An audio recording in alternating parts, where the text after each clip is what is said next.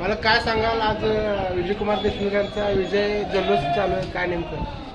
मी सर्वप्रथम सर्व मतदार बांधवांना, बंधू भगिनी, माता भगिनी यांचा मी मनापासून भारतीय जनता पार्टी परिवार आमदार विजय देशमुख मालक यांच्या वतीने आभार मानतो.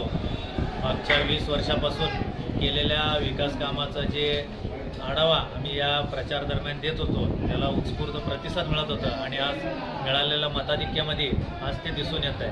आणि सर्वप्रथम मी आपल्या सर्व भारतीय जनता पार्टीच्या सर्व कार्यकर्त्यांना सुद्धा मनापासून आभार मानतो आणि मला अभिमान वाटते. मागच्या 2 महिन्यापासून लोकसभा संपल्यापासून एकही दिवस न थांबता न मागं सरकता सर्व कार्यकर्त्यांनी भरपूर काम या ठिकाणी मतदारसंघात केलेत आणि त्याचंच यश आज दिसून येतं.